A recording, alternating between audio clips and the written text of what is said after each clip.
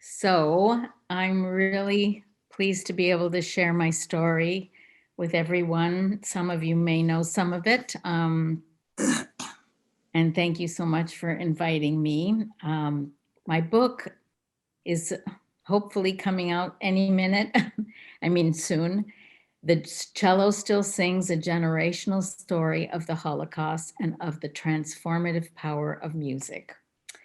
But it's really also about George Gershwin's Rhapsody in Blue and morale boosting concerts in the displaced persons camps, making a lasting impression on refugees. So my parents, George Horvath and Catherine Horvath, were professional musicians from Budapest and Holocaust survivors. Who would think that this elegant couple had suffered with starvation, deprivation, and terror? Beneath the veneer, our family was haunted by an eerie hush surrounding their experiences. Music was our lifeline. In the last year of my father's life, he disclosed a deeply hidden secret. It was the spark that led to his testimony and disentangling the past. As a child, I knew not to ask questions. In order to start life anew, my parents buried the memories of who and what they were before, silencing the past in order to live. They were different than other kids' parents. Their strong accents and hesitant English embarrassed me. My father would say things like, long time not seen, how you keeping, and what taking so long? My dad practiced the cello all day long. He played concerts, weddings, and funerals. We also often heard choking sounds at night. I knew other dads didn't cry like he did. Digging into the past seemed impossible. My parents never spoke about it, but we didn't need the words to hear the tune which oozed into our genes. We gleaned we had to succeed in ways they couldn't, and to live for those who didn't.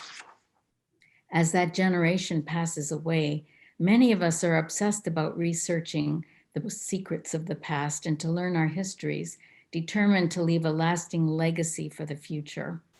So how did I discover the story? It was a total accident. On a wretched January day in early 2009, I was driving my father to a doctor appointment. My father had been a wonderful cellist, a member of the Toronto Symphony Orchestra for 38 years. He loved to talk shop.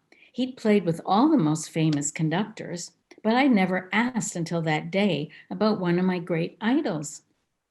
Dad, I asked, did you ever play with Leonard Bernstein? Suddenly he went pale. His eyes rolled into the back of his head. He placed his hand on his cheek, and I thought, what did I ask? Should I pull over? And it took several minutes before he came to, and he said, yes, it was a very hot day. It was in the Jewish orchestra in the DP camps. He was just a kid, and he played Rhapsody in Blue on the piano, and it was just fantastic. Here we were, both professional cellists, and he had never told me about this story or any other story. My father recalled the entire program. He always remembered the music. My mind whirred. How did he get to Germany? What was he doing in Germany? Was my mother there? How did he have a cello? But before I could ask anything, he gravely shook his head and the memory receded, or his willingness to speak about it. As soon as I got home and got him settled, I raced to the computer. There had been a printed program donated to the Museum of Jewish Heritage in New York. I emailed the museum and immediately got a response. Yes, of course, the next time you're in New York, please make an appointment. We'll be glad to see you and show you the signed program in our archives, but don't you want to see the live video testimony and the photographs? I was screaming. Later that year, in May 2009, when the Minnesota Orchestra went on tour to Carnegie Hall, I hurried to the museum. I saw the program. It was in Yiddish with the large heading American Joint Distribution Committee. Growing up, I'd heard the word joint, not knowing what it meant. The museum had this group photo. My father is 5 people from the left peeking out from the second row. Upon further questioning, he told me, The 17-member orchestra Survivor Ensemble was bussed twice weekly all over Bavaria for special morale-boosting programs. My father didn't play 2 concerts. He played 2 with Leonard Bernstein, but my father played 200 concerts in 100 different DP camps from 1946 to 48 for thousands of Holocaust survivors, sponsored by the JDC. The music was transformative, penetrating through the shroud of darkness, transporting those languishing in the camps, filling them with a belief there might still be beauty in the world and with hope for a better life. My father is standing last row center with a cello and debonair mustache. I blew up copies of the photos and the program to poster size to show my father. I really didn't know how he would react, whether he'd be angry or whether he wouldn't talk to me about it. But then he looked up and he recognized some of the musicians. I also learned a film had been made about the orchestra. I waited impatiently to get the film, and we watched Creating Harmony, the Displaced Persons Orchestras from Saint Attilian, together, holding hands. My father appears in still pictures. Janet came, he said. It's me. There I am. I had so much hair. And I point to the TV screen every time he showed up. Galvanized by seeing the photos and the documentary and my palpable need to know, my father began to scribble late at night in a tiny Parkinsonian scrawl in Hungarian. He insisted a few days later on reading it to me. I was stunned. It was his written testimony. I tried to translate on the spot. My Hungarian spelling is atrocious, sounding out words I didn't know, like pickaxe, wheelbarrow, noose. The Nazis had invaded Hungary March 19, 1944. Eichmann went personally to Budapest to see to this last Jewish population in Europe, and events escalated quickly. On May 26, 1944, my parents hastily married the night before my father was deported, along with thousands of other Hungarian Jewish men. Surely they wouldn't take away married women, they thought. My father thought it was a death sentence, but his train was the last that did not go to Auschwitz. Between May 16th and July 6th of 1944, 437,402 Jews were deported in less than 8 weeks on 147 trains. 10 to 15% were selected for work, and the others were gassed upon arrival. My father, in his testimony, described the brutal work as a slave laborer at the copper mines of Bora, Yugoslavia. When he was finally liberated by Serbian partisans, he had wandered in the forest in the winter without shoes or food, covered in lice, and he trudged all the way to Yugoslavia, to the border of Hungary, some 286 miles if you can walk in a straight line. It would be several weeks before he could get to Budapest because the brutal siege of the city lasted 110 days, from December 26, 1944 to February 13, 1945. Although Budapest was surrounded by that time, the Hungarian Nazis, the Nyilas, or the Iroquois militiamen, wanted to finish off the job. They shot some 20,000 Jews into the Danube. My mother narrowly missed being one of them.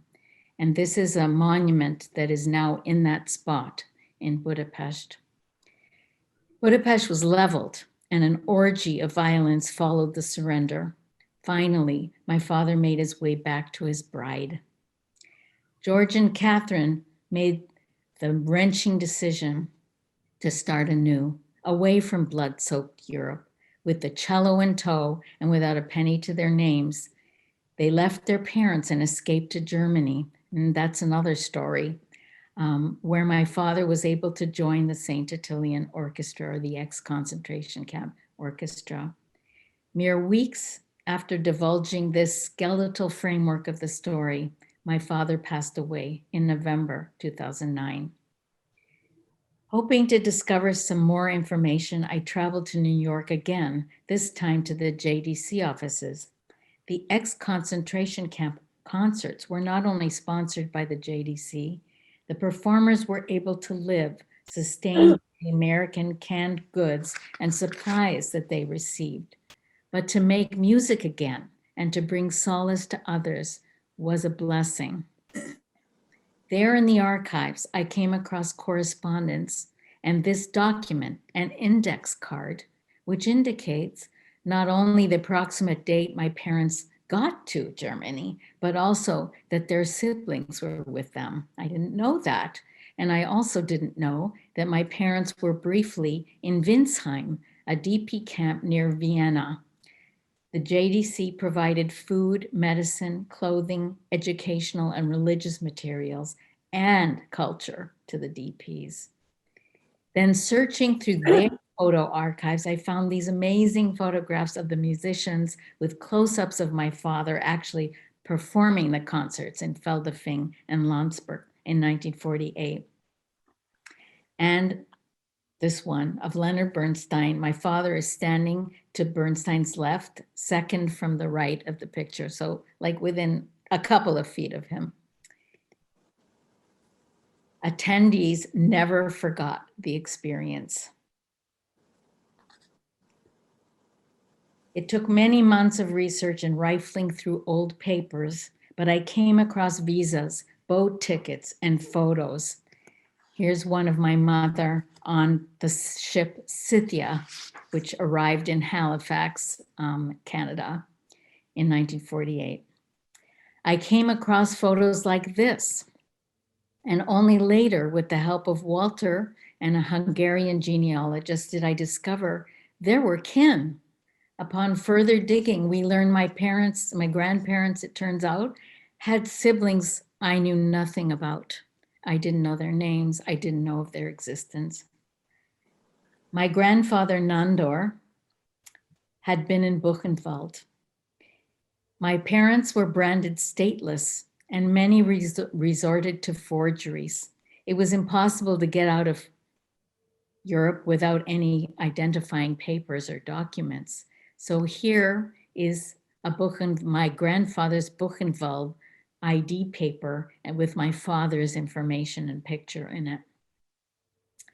And later I found other documents at the Holocaust Museum. This one, which states that Nandor had been in Buchenwald in Weimar and all his details about his facial features. Finally, I decided to make a pilgrimage to Europe to find the places my parents had lived and where my father had performed. Jewish life continues today.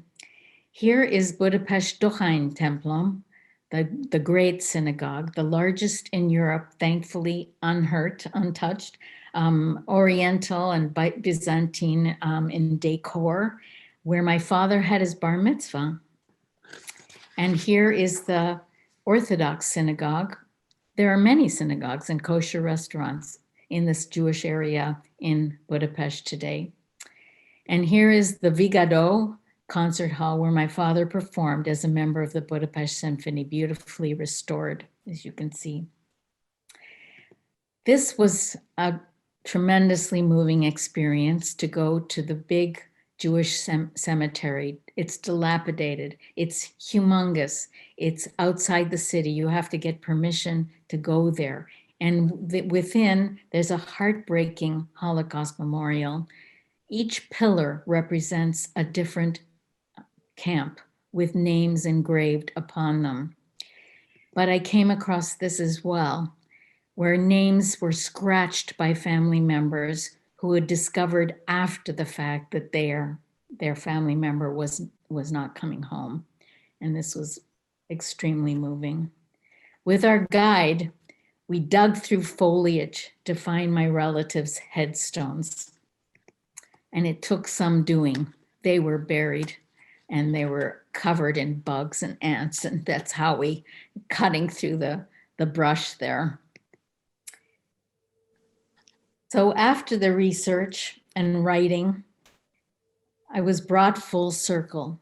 Not how could I have imagined I would be invited to perform Kol Nidre for a commemorative program in Landsberg, Germany, in the very spot my father played with Leonard Bernstein 70 years to the day, May 10th, 2018. 40 of us G2s, some of whom were born in that Landsberg DP camp, descended upon the city for a week of events. I met actress and comedian Deb Filler, some of you may know her, who co-created a movie short called Mr. Bernstein. Deb's father, after surviving Auschwitz, was at the Landsberg concert that my father played and always said, if Bernstein could stir such beautiful music from the piano, I can go on living. In the lobby of the Landsberg Town Hall, the original Rhapsody in Blue St. Titilian Orchestra piano was displayed and photos of the musicians. I introduced Kol Nidre to audience members, a piece both my father and I played each year on Yom Kippur. My performance was accompanied by the Landsberg School Orchestra. They were young. They were really young. In rehearsal, they'd sounded like any junior high orchestra, but as we sat on stage channeling the spirits of those who had perished here and those who sought reconciliation, we soared to another dimension. After the war, the St. Titilian Benedictine Arch Abbey became a haven and hospital for desperately ill survivors, where over 500 babies were born, where the musicians met, and where the very first concert by the ex-concentration camp orchestra took place in 1945, the musicians still in concentration camp garb. We G2s posed beneath the St. Titilian sign, pondering what our parents might have thought of our presence here 70 years later. Some of you may see Anat in the far right there. My discoveries of the JDC archives, the US Holocaust Museum, and rifling through tons of letters and documents, I was able to recreate our family's story and write the poignant story, which is being published by Page Mill Press to be released, if all goes well, April 8th, 2021 on Yom HaShoah. Thank you so much for listening. And if you have any questions, I'd be happy to try to answer them.